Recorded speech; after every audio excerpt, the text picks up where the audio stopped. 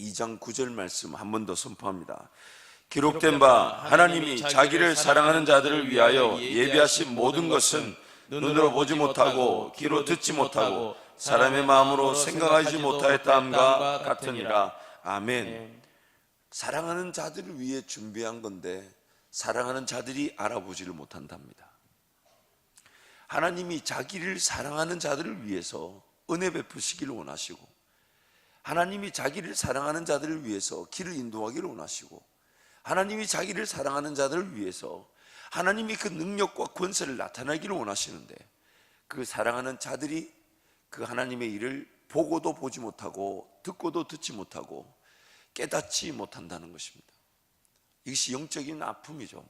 물론 이것은 긍정적인 측면도 있습니다. 하나님의 그 일이 믿음의 역사, 즉 무궁무진한 가능성을 가지고 있기 때문에 이 피조물인 우리 입장에서는 그것이 보이지 않는 것이 더 큰 은혜이긴 합니다. 우리가 보이는 것, 물론 어느 정도 가늠해 보기도 하고 가능성을 다진해 보기도 하지만 실질적으로 하나님께서 그 영광을 나타내실 일이 우리 인간적인 계산과 방법 안에 판단되어질 수 있다면 그 크기, 능력의 크기는 우리 이성적 한계 안에 제한을 당하게 되죠. 그래서 하나님이 그들을 위해, 저와 여러분을 위해 베푸실 그 은혜가 보이지 않는다는 것은 하나님의 측면에서 보자면 무궁무진한 그 가능성의 기회를 가지고 계신다는 것이죠.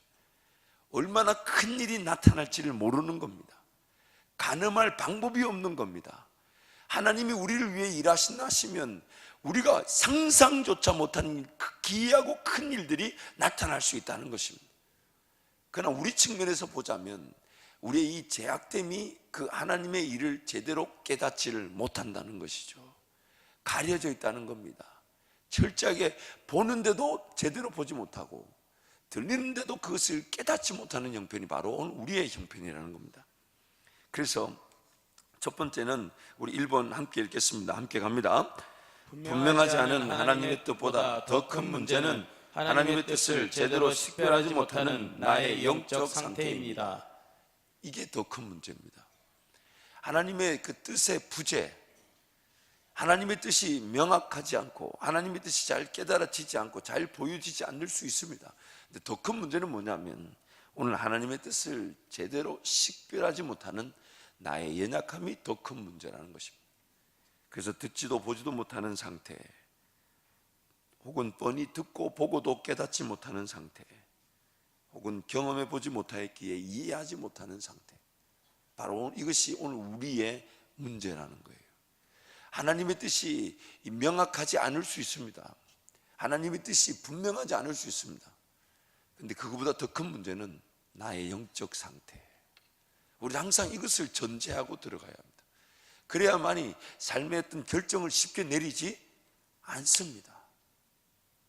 나라는 존재의 연약함을 자꾸만 무시하다 보니까 삶의 어떤 결정을 쉽게 내려버립니다. 쉽게 쫓아가 버립니다. 쉽게 두려워해 버립니다. 쉽게 무서워합니다. 쉽게 내 자신이 떨리고, 왜? 나의 연약함을 내가 관과하기 때문이죠. 하나님 앞에서 나라는 존재는 얼마나 연약하면 보아야 될 걸 보지 못하고 들어야 될 걸 듣지 못합니다. 또한 보는데 이해하지 못합니다. 듣는데 깨닫지를 못합니다. 더군다나 경험해보지 못했으니 용기와 믿음은 아예 없다고 봐도 과언이 아닙니다. 이런 나의 영적 상태를 인정한다면 오늘 우리의 매일의 삶은 사실 두려움의 연속입니다. 내가 오늘 이 연약한 상태에서 내가 내 길을 쉽게 결정하고 가는 거 아닌가? 내가 뭔가 할 수 있다고 착각하지만 전혀 할 수 없는 일을 내가 도전하는 거 아닌가? 하나님과 관계없는 자리에서 내 삶이 낭비되고 허비되는 거 아닌가? 우리는 그 두려움으로 하나님 앞에 달려 나와야 되는 것이죠. 두 번째로, 이러한 문제는 오늘 비단 우리의 문제만은 아닙니다. 예수님을 따르던 제자들의 상태가 오늘 우리의 문제를 그대로 대변해 주고 있습니다. 그래서 듣고 있고, 심지어 제자들은 예수님이 비유가 아니면 말씀하지 않으셨다라고 말하셨죠. 그래서 근데 그 제자들에게는 그 비유로 말씀해 주셨죠. 그래서 비유풀이까지 다 들었지만은 그러나 그것이 무엇인지를 깨닫지도 이해하지도 못했다는 겁니다. 요한복음 13장 7절 말씀 우리 함께 갑니다. 예수께서 대답하여 이르시되 내가 하는 것을 내가 지금은 알지 못하나 이후에는 알리라. 모든 걸 다 보여주셨죠. 제자들만큼 예수님의 그 기적을 바로 옆에서 본 사람들이 있겠습니까? 근데 그 제자들이 그것을 보고도 듣고도 깨닫거나 이해하지 못하더라는 거예요. 그러니까 예수님이 이렇게 얘기하십니다. 네가 지금은 알지 못하나 이후에는 알리라. 이 참 우리의 상태, 이거 참 너무너무 안타까워요. 저 역시도 이렇게 말씀을 준비할 때 가끔씩 예전에 이 말씀과 연관된 말씀을 전한 것 같은데 이렇게 거슬러 올라가서 그 설교 원고를 끄집어내보고 그때 그 영상을 보면요, 너무 신기합니다. 이렇게 전했던 적이 있구나. 그 말씀 준비하려고 거의 한 2주, 3주 그 말씀 붙들고 고민하고 기도하고 정리하고 그걸 입으로 선포하고 전하기까지 했는데 그게 불과 6개월 전, 3개월 전인 경우도 있어요. 그 말씀 원고 펼쳐들고 그 영상을 보고 제가 얼마나 은혜를 많이 받는지 모릅니다. 와, 이거 내가 전했는데 까마득하게. 그래서 제가 감히 여러분을 폄하해서는 안 되지만 말씀을 준비하고 전한 나도 까마득한데 하물며 그래서 제가 지금 연말연시에 뭐가 사역이 이렇게 많지만은 정말 부득부득 해서 오늘 여러분한테 이렇게 여러분 가지신 그 성경 그 교재가 제 설교 원고에 그대로입니다. 근데 그렇게 드린 이유가 뭐냐면 여러분이 결국 그 성경 말씀을 또 붙잡고 묵상하고 씨름하고 또 누군가에게 그 말씀을 전하지 않으면 내 안에 살아남아 있기가 쉽지가 않다는 거예요. 또 요한복음 12장 16절 말씀도 우리 함께 갑니다. 제자들은 처음에 이 일을 깨닫지 못하였다가 예수께서 영광을 얻으신 후에야 이것이 예수께 대하여 기록된 것인가 사람들이 예수께 이같이 한 것임이 생각났더라. 예수님이 분명히 그 제자들의 영적 상태를 알고 계셨죠. 그래서 오늘 이 사도 요한이 예수님 이후에 이 요한복음을 기록하면서 이제 이후에 나타난 하나님의 그 은혜, 예수님 돌아가시고 난 다음에 이후에 나타난 그 제자들에게 나타났던 하나님의 은혜, 그리고 생각해 보니까 그때 자기를 포함했던 제자들의 그런 영적 무지함과 연약함의 상태를 이제 이 12장 16절 말씀에서 우리에게 말씀해 주고 있는 겁니다. 깨닫지 못했다가 예수가 영광을 얻으신 후에야 비로소 이것이 예수께 대하여 기록한 것인가 예수께서 이같이 한 것임이 생각났더라, 이렇게 말씀하고 있죠. 결국 그럼 예수님의 의도는 무엇일까요? 예수님의 의도는 첫 번째, 그 연약함에도 불구하고 주님은 그들에게 계속 말씀해 주셨다는 것인데, 두 번째는 그 말씀이 때가 되니까 깨닫고 이해하고 삶에 적용되어지게 되더라는 겁니다. 그래서 우리 자녀들에게 그 말씀이 끊임없이 들려져야 되고 그것이 외워져야 합니다. 그럼 그것이 때가 되면 성령 하나님이 그 심 안에 담겨진 그 하나님 말씀이 심겨지고 자라지고 열매를 맺을 수 있도록 도와주신다는 것이죠. 씨가 뿌려졌지만 오늘 우리의 상황은 길가와 같습니다. 뿌려지면 마귀가 와서 확 채가버립니다. 뿌려지면 채가버립니다. 돌밭과 같습니다. 뿌리를 내리지를 못합니다. 그것을 붙들고 인내하지 못합니다. 온갖 자기 생각과 방법에 사로잡혀서 하나님 말씀 위에 깊이 뿌리를 내지 못하고 자꾸 왔다 갔다 가시떨기와 같습니다. 뭔가 뿌리를 내리고 싶지만 위로 자라질 못해요. 세상의 재리와 유혹과 욕심, 염려, 근심, 걱정에 사로잡혀서 하나님 말씀이 뿌리를 내지 못하는 그런 상황들, 길가와 같고 돌밭과 같고 가시떨기밭과 같습니다. 결국 성령 하나님께서 우리 가운데 역사하지 않으시면 예수께서 뿌려놓으신 말씀의 씨앗들이 지켜질 수 없고 보호될 수 없고 자랄 수 없다는 것이 바로 성경의 기록입니다. 그래서 요한복음에서 사도 요한이 이렇게 선포합니다. 14장 26절 말씀 함께 갑니다. 보혜사 곧 아버지께서 내 이름으로 보내실 성령 그가 너에게 모든 것을 가르치고 내가 너에게 말한 모든 것을 생각나게 하리라. 그래서 성령 하나님의 역사가 뭐냐면 예수 그리스도의 말씀이 우리 가운데 생각나게 하시고 그 말씀을 토대로 모든 것을 우리에게 가르쳐 주신다는 거죠. 가르쳐 주신다는 거죠. 요한복음 14장 12절 말씀도 함께 갑니다. 내가 진실로 진실로 너희에게 이르노니 나를 믿는 자는 내가 하는 일을 그도 할 것이요 또한 그보다 큰 일도 하리니 이는 내가 아버지께로 감이라. 결국 예수의 그런 하신 일들이 우리에게는 하나의 예가 되지만 성령이 하실 일의 시작이라는 겁니다. 예수가 우리에게 나타내신 그 일이 성령을 통하여 나타날 일의 시작이라는 거죠. 그거보다 더 큰 일이 성령을 통하여 나타나게 된다는 것입니다. 그래서 이런 어떤 영적인 상태, 그러므로 오늘 제자들의 이런 상태와 그래서 성령 이후의 그 결과에 대해서 우리에게 말씀하는 것은 오늘 우리의 영적 상태가 이럴 수 있다는 거죠. 길가와 돌밭과 가시떨기밭과 같을 수 있는데 오늘 우리도 이 제자들과 같이 말씀이 없는 상태, 또 말씀이 들려줘도 깨닫지 못하는 상태가 있을 수 있다는 겁니다. 그리고 그 기간이 일정 기간 지나고 나면 뿌려진 그 말씀이 성령을 통하여 우리 가운데서 자라고 열매를 거두는 기간이 있을 수 있다는 겁니다. 오늘 예수님의 제자들이 그런 예수님을 바로 직접적으로 모시고 예수님을 따르면서도 기적을 보았고 이적을 보았고 먹고 마시는 문제가 해결되어졌고 예수님의 음성을 예수님의 말씀을 직접적으로 들었음에도 불구하고 그걸 전혀 이해하지도 깨닫지 못했었습니다. 그러나 나중에 성령이 우리 가운데 임하게 됐을 때 그 제자들이 기어이 그 말씀 들었던 그 말씀이 성령을 통하여 우리 심령 가운데서 자라고 열매를 맺게 되더라는 것입니다. 이러한 영적인 상태가 오늘 우리 가운데도 있을 수 있습니다. 아니 우리 가운데 있습니다. 예수를 믿었다 하지만 그 예수를 믿었다는 그들에게는 하나님 말씀이 들려지지만 참 안타깝게도 그것이 받아들여지지 않아요. 오늘 우리도 마찬가지 아니에요. 두려워하지 말라는데 왜 두려워합니까? 놀라지 말라는데 왜 놀랍니까?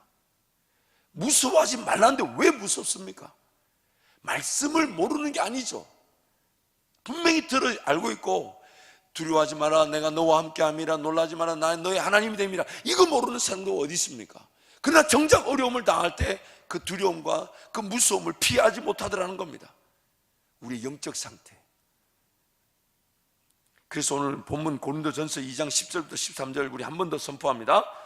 오직 하나님이 성령으로 이것을 우리에게 보이셨으니 성령은 모든 것 곧 하나님의 깊은 것까지도 통달하시느니라. 사람의 일을 사람의 속에 있는 영 외에 누가 알리요? 이와 같이 하나님의 일도 하나님의 영 외에는 아무도 알지 못하느니라. 우리가 세상의 영을 받지 아니하고 오직 하나님으로부터 온 영을 받았으니 이는 우리로 하여금 하나님께서 우리에게 은혜로 주신 것들을 알게 하려 하심이라. 우리가 이것을 말하느니와 사람의 지혜가 가르친 말로 아니하고 오직 성령께서 가르치신 것으로 하니 영적인 일은 영적인 것으로 분별하느니라. 아멘. 참 마지막 말, 이 마지막 말씀 영적인 일은 영적인 것으로 분별하느니라. 여러분 뭔가 하나님의 뜻이 나타났을 때 보면요 개개인마다 그 모든 내용과 상황이 다 다릅니다. 그래서 그 하나님의 뜻이 이렇게 나타난다 저렇게 나타난다 이렇게 깨달아진다 저렇게 깨달아진다라고 우리가 어떤 일반적인 법칙을 말하지 못합니다. 일반적인 법칙이 있다면 딱 한 가지입니다. 성령 하나님이 당신 안에 계시면서 가장 적절한 방법으로 하나님의 뜻을 드러내실 때에 그때 돼봐야 그 하나님의 뜻을 깨닫게 됩니다. 이게 영적인 일은 영적인 일로 분별된다는 뜻입니다.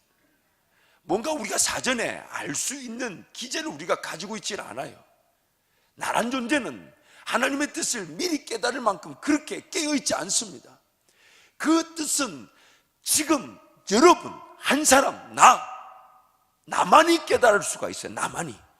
다른 누구가 대신 깨달아 줄 수 있는 게 아니에요. 나만 깨달을 수 있는데 그럼 그 나만 깨달을 수 있는 뜻은 언제 식별이 되냐? 성령 하나님이 그 일을 나에게 드러내셨을 때에 그때 내가 알게 됩니다. 이거는 하나님의 뜻이구나. 이건 하나님의 뜻이구나. 영적인 일은 영적인 것으로만 분별되기 때문입니다. 영적인 일은 영적인 것으로만.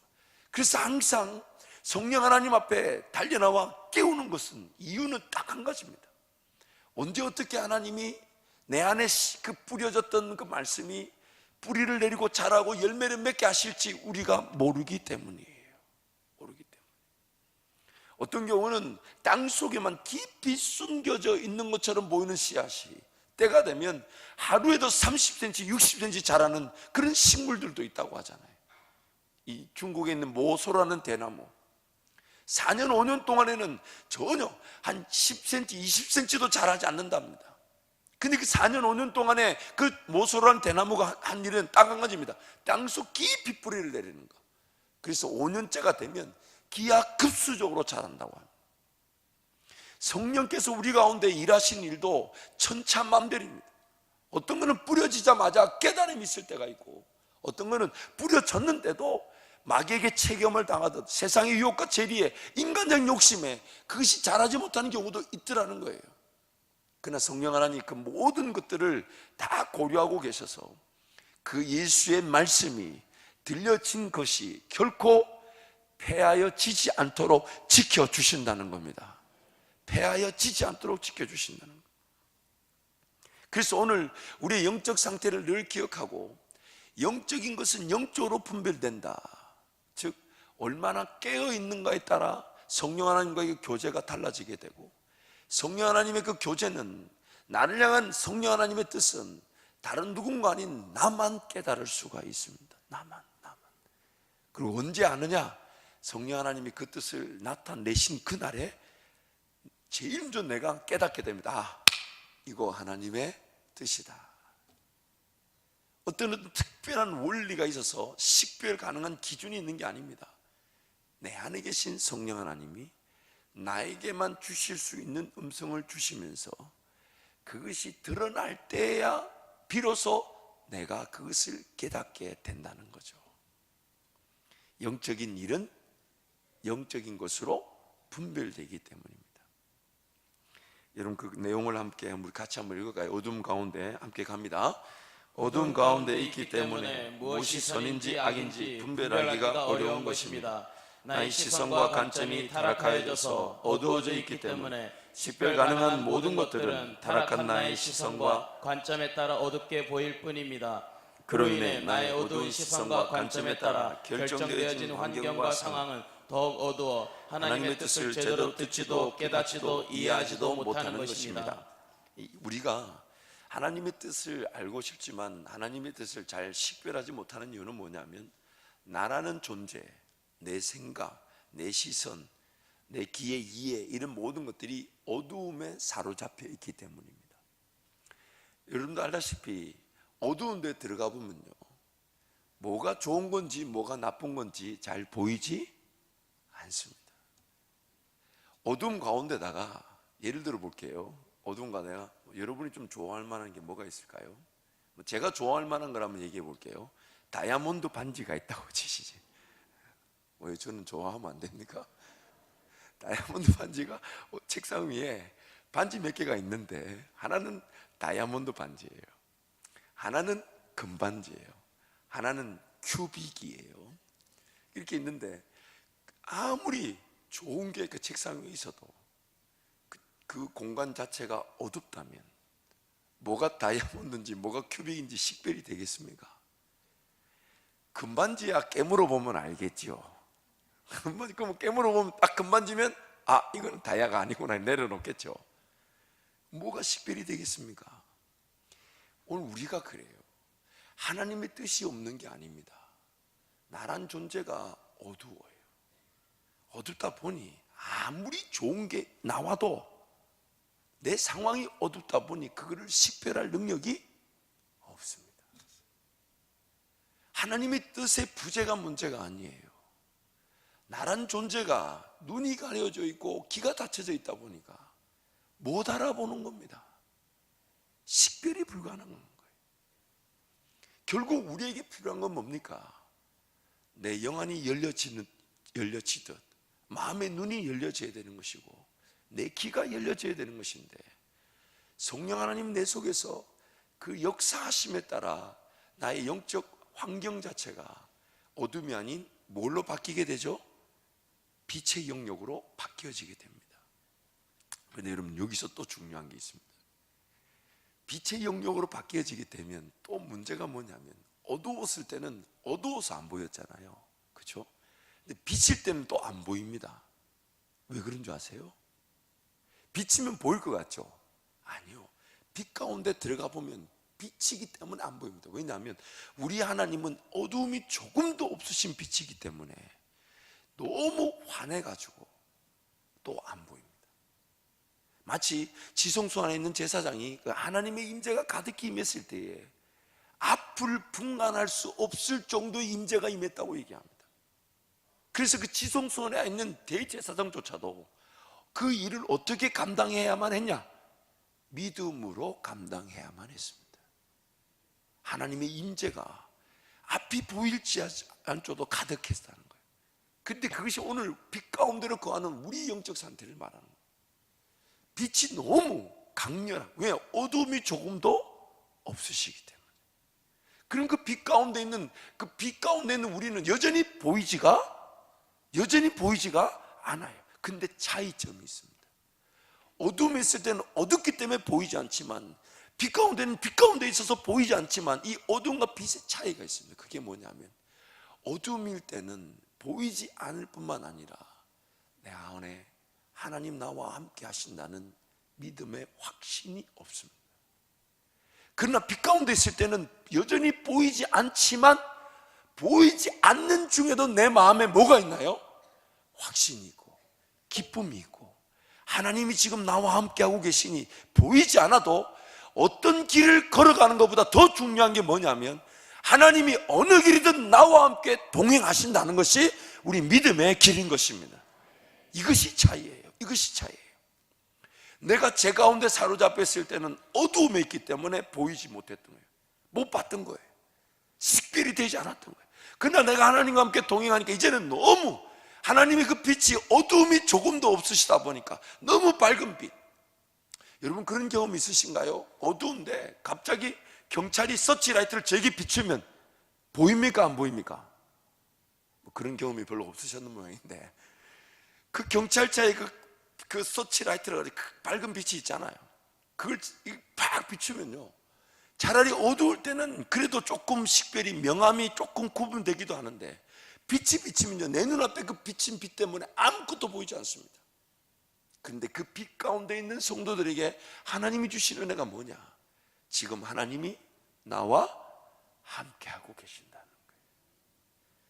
지금 이 고통의 원인이 정확하게 규명이 되지 않아도 하나님이 지금 나와 함께 하신다는 것이 느껴지면 어떤 문제이든지 간에 그 문제를 문제로 보지 않습니다. 왜요? 하나님이 반드시 해결해 주실 것이기 때문에. 그래서 오늘 우리가 누리는 은혜가 바로 이것입니다. 믿음의 길이 이런 것입니다. 어둠 가운데 있어서 식별되지 않는 가운데 헤매는 인생이 이제 하나님 안에 들어와서 여전히 길은 보이지 않지만, 뜻이 잘 식별되지 않지만, 그 빛 가운데서 나와 함께 하시는 하나님. 그래서 그 하나님이 내가 지금 어느 길로 걸어가든, 인생의 어떤 문제의 길을 걸어가든 나와 함께 하시기 때문에, 나와 함께 하시기 때문에 문제가 보이지 식별이 되지 않고 이유와 원인을 모른다 해도 우리는 그 어떤 길이든 넉넉하게 이기게 되는 것입니다. 그래서 네 번째, 우리 결론 부분, 우리 성령의 역사는, 우리 함께 갑니다.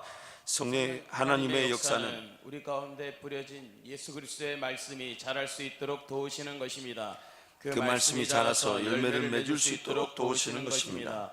우리의 타락한 영적 토양 위에 끊임없이 씨앗이 뿌려지고 뿌려진 씨앗이 지켜지도록 도우시면서 동시에 자라게 하시고 열매를 맺게 하십니다.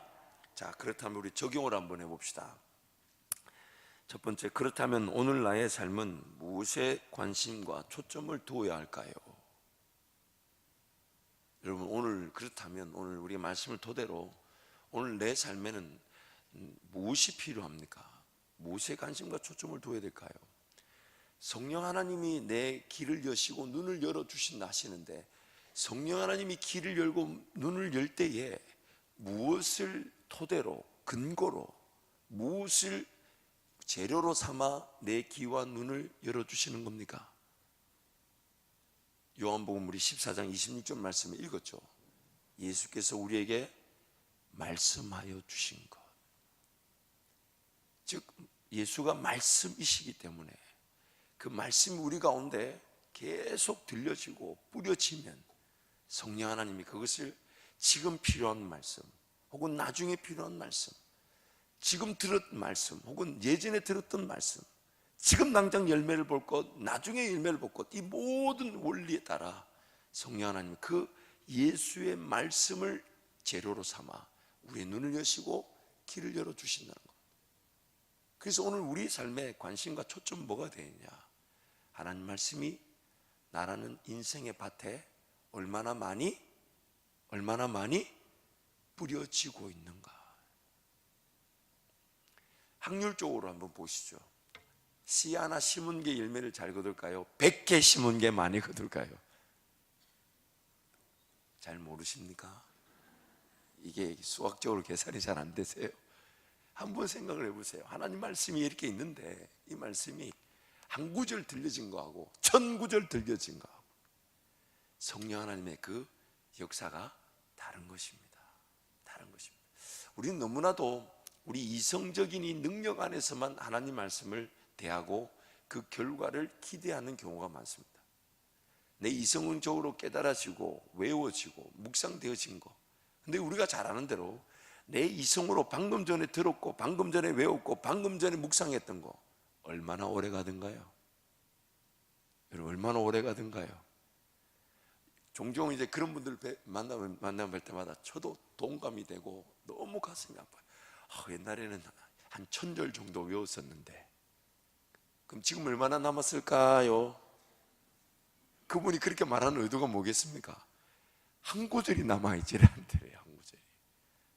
그런데 그 하나님이 그렇게 들려지고 외워진 것들이 우리 가운데서 성령 하나님이 그것이 분명한 그 성령 하나님만의 원리에 따라 심겨지고 자라고 열매를 거두게 하신다는 거니까 오늘 우리에게 필요한 건 뭡니까?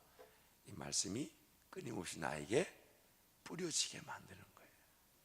그래서 이 말씀이 뿌려질 수 있도록 성령이 이것을 기록해서 우리에게 주셨으니 이 말씀을 내가 얼마나 자주 대하고 얼마나 많이 대하고 얼마나 깊게 대하고 얼마나 가깝게 대하는가에 따라서 내 삶에 성령의 역사가 달라지게 되어 있습니다. 성령 하나님의 역사가 말씀의 크기와 깊이와 넓이와 그 다음에 그 내용, 양에 따라 질에 따라 결정되는 것이죠. 두 번째 적용 부분 볼까요? 나의 영적 상태는 어떤 밭의 상태라고 볼 수 있을까요? 길과 돌밭, 가시떨기. 사실 제가 옥토는 안 쓸까 하다가 그래도 교만하신 분들이 종종 있기 때문에 옥토를 하나 넣어놔 봤습니다. 참 옥토를 제가 넣어야 되나 말아야 되나 하다가 그래도 나는 옥토인데라고 말할 그런 분들이 계실 수 있기 때문에 또 교만은 교만으로 인정이 되는 거니까 그래서 한번 넣어봤는데 여러분 어떤 밭인 것 같아요? 한번 여러분 어떤 밭인 것 같습니까? 말씀이 떨어지자마자 마귀가 채가는 길가, 물론 그런 어떤 밭을 지향하라는 게 아니죠. 나라는 존재 현실을 하나님 앞에 그대로 인정하고 하나님 저 길가와 같습니다. 저 돌밭과 같습니다. 저 가시떨기 밭과 같습니다. 하나님 저를 불쌍히 여겨 주십시오 라는 은혜를 구하는 측면에서 나는 어떤 밭일 것 같습니까? 한번 여러분 스스로 한번 생각해 보세요. 뿌리를 내려야 될 때 뿌리를 내리지 못하고 있다. 돌밭이죠. 하나님 말씀 분명히 두려워하지 말라 그랬는데 두려워하고 염려하고 근심하고 있다. 그러니까 가시떨기 밭이죠. 여러분 어떤 밭인지 한번 기술해 보시고, 그리고 여러분 이 시간 잠깐 한 1분 정도 시간을 드릴 테니까요, 하나님께 드린 결단의 기도문을 한번 써봐 주십시오.